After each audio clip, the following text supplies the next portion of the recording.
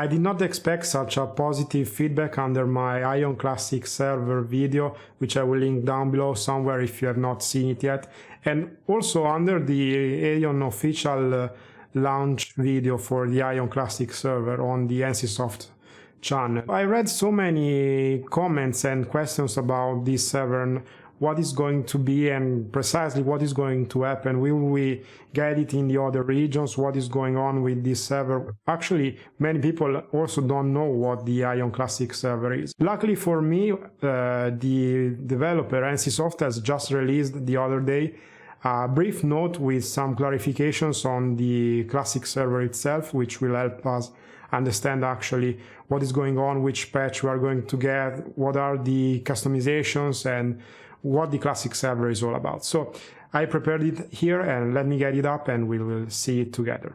Okay, here we are on the, as usual, on the Aion official website, and I've not read it yet, but I translated it with Google Translate so it's easier to understand for everyone. And as I was saying, this was published just a couple of days ago, and it is a developer note on the Aion Classic server, which will help us understand some key points. Hello, this is the Aion development room. Today we are greeted to explain the upcoming Aion Classic server, which is scheduled to open on the 12th anniversary of Deva Day on November 11th, 2020. So this is the release date on Korea. It will not be the release date for every region. I would like to explain the parts that were lacking in developer interview and the website guide, and the parts you might be curious about. This is what we are interested in, basically. So what is Aion Classic server? Aion Classic server is a server prepared for you to enjoy by restoring the contents of Aion in the early days of service. It will be provided in the form of an official service that allows you to continue to enjoy the game, rather than a fixed-term event server like the old, I believe this is the master server. This already helps us understand the difference between the master server and the classic server and what they are all about. The classic server will start, we will see it, they will say it in the next question, but from 1.2 patch, which is already very older compared to the master server. It is a previous patch compared to the master server. Also, the customization will be quite limited, I think, in the sense that the master server was heavily customized. It had some features that were not originally in the patch, but we will also have some minor customization for the Oreo patch to make the quality of life a bit better. The classic server will be a fixed, meaning an official server, which will stay on as long as I believe there will be interest. But thinking of the World of Warcraft classic server, for example, I think the idea is basically the same. We will go through some patches, starting from very old ones, moving forward, and this server will be basically an official one, just parallel to the official live server, like they call it. Moving to the next question, what version is Aion in its early days? Aion has been updated several times over 12 years. Yes, we know. The classic server lives up to its name and embodies the appearance of the early days of Aion. To explain with the update version, it is the content of the 1.2 update. Let's stop here for a second. 1.2 update means that it is almost maybe even the first patch that was released in Korea, and I think in the West we did not have that patch. We have not played it. And it is a brutal patch in terms of farming and experience and grinding mobs, and the elites you have to kill are countless. Whatever you want to get, it takes so much time, but I think the end game makes sense in this patch. So there are rifts, there are mobs to grind, so you see the mix is already there. You can go and PvP people that are trying to level up. Maybe you reach the cap faster, you go and gank people that are trying to level up and be annoying to them. And so let's move on. The representative content that you can enjoy on the classic server is Tebobos and Brustoning in the field. In the case of Instance Dungeon, there are also Draupnir Cave, Tebobos Secret Lab, Adma. Abyss Fortress are also prepared. As we saw in the introduction video, the Draupnir Cave is probably the hardest endgame content. It is such a difficult instance compared to some of the new ones, but also it takes quite a bit of time. There are so many bosses, the instance itself is quite complicated under the layout perspective. The map it's not so easy. You have to make some difficult jumps to move to take shortcuts. You have to kill so many optional bosses if you want to get decent loot. The Mob of Secret Lab and Adma are quite easier, but Landmark back in the days in Adma was also quite good. He drops the extendable weapon, also to be found in Dropnir Cave, so it's interesting to do that. And finally, the Abyss and the fortresses, like we saw in the announcement video. There are chambers and there will be sieges also. In addition, the classic server was implemented based on the system of the 2.7, which is Deva for Adeva client, which was the last update of 2.0. In order to solve various balance and optimization issues that existed in the previous version, we implemented the classic server using the 2.7 update version. For this reason, parts that have been modified since the 1.2 update will also be applied and released. So what this means is that we are not going to get 2.7.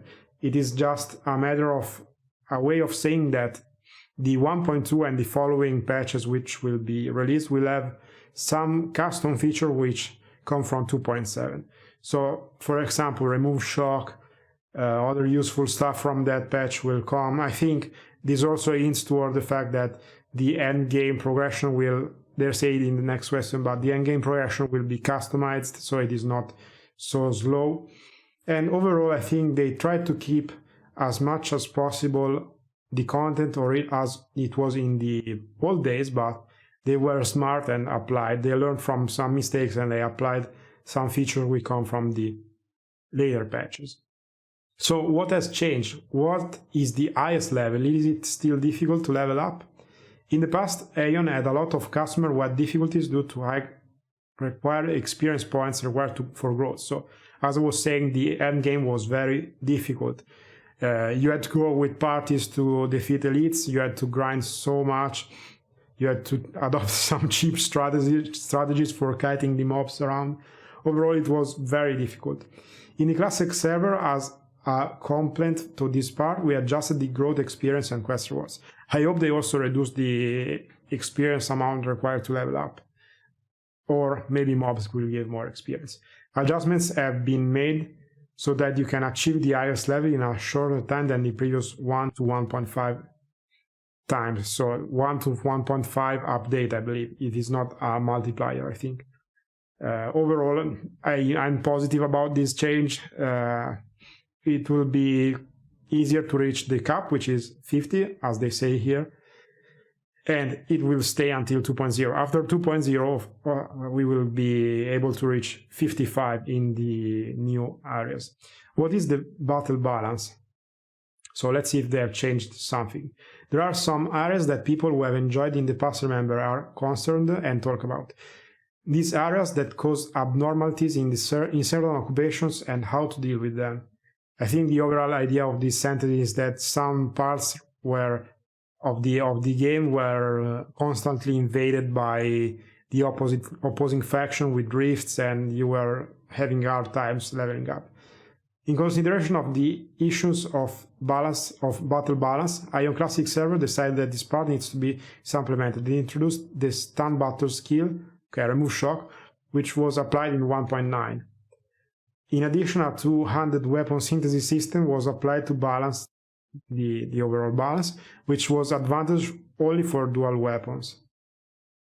So the overall thing is they are adding some skills like remove shock. They are trying to balance the overall PvP system, and also through the weapon synthesis, the arm fusion and so on. It will be more balanced compared to other classes. Say, for example, an assassin in these times, he was able to stun you to death, basically, or even a ranger, quite possibly.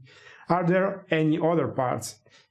In the past environment, many contents were planned to occur indefinitely or take a lot of time.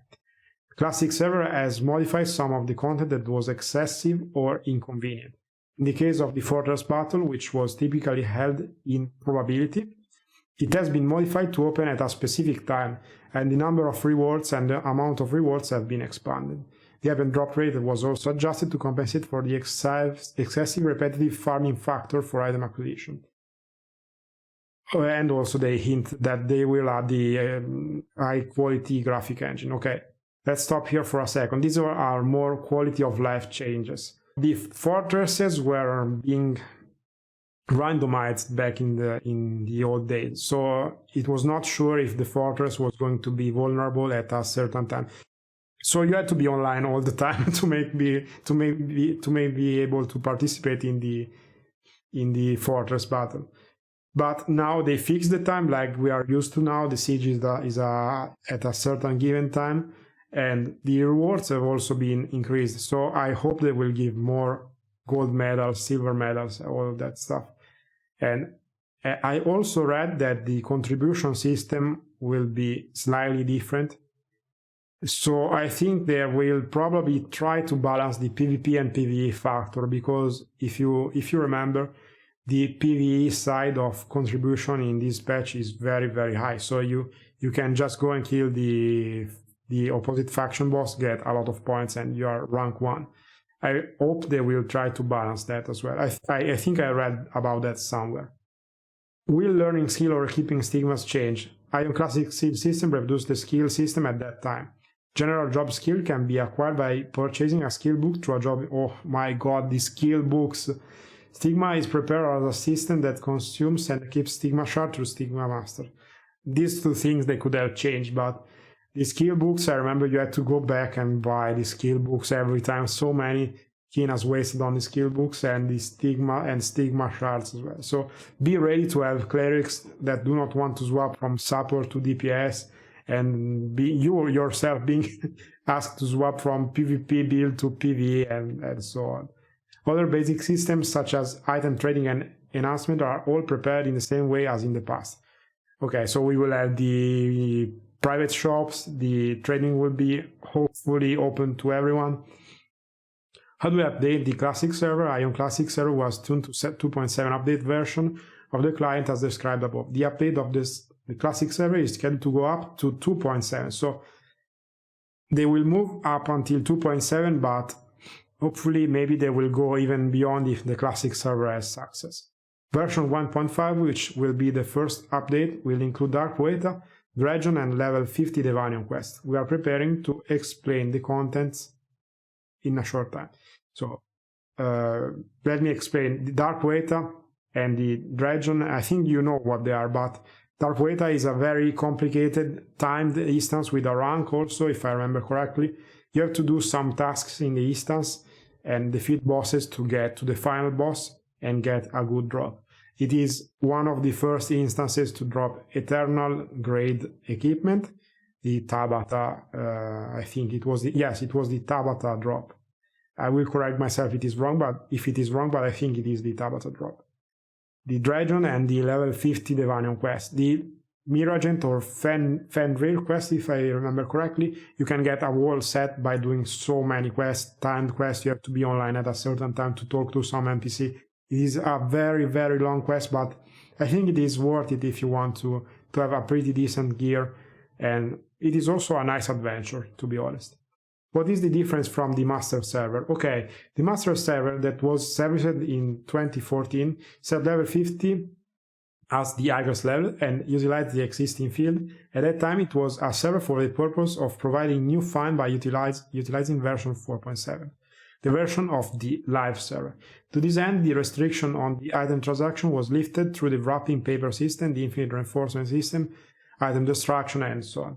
It was a server that added many systems that were not in the Aion of the past. So I was concerned about this, and I'm glad to read that they will not put it in the classic server.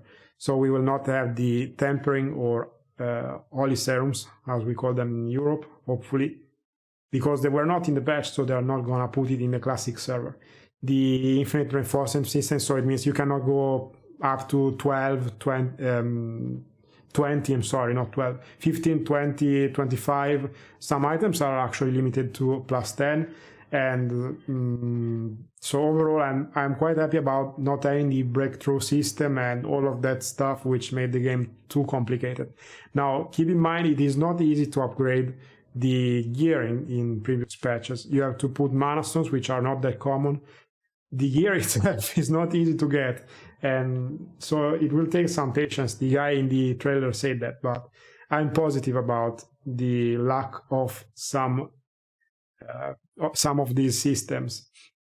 It is a classic server where you can remember the Aion of the past, not the master server, and enjoy the experience. So the main difference is that the master server was very heavily customized compared to the Aion classic server. So this part, I think, is more about the Korean version, but just briefly, this is a quite interesting clarification about the classic server as opposed to what they said in the trailer. So the classic server is based on the user right, subscription model, like Aion in the past, and we are preparing the same price for the pass for the 13 days. I think this is roughly 10 to 15 euros. And 90 days. Okay, they offer some different packages, okay. However, after 1 hour of usage every day, there are restrictions in certain areas, such as experience, AP 8, so your character is bound to be small, and acquisition amount. If you want to use the game without restriction, please purchase a pass and proceed.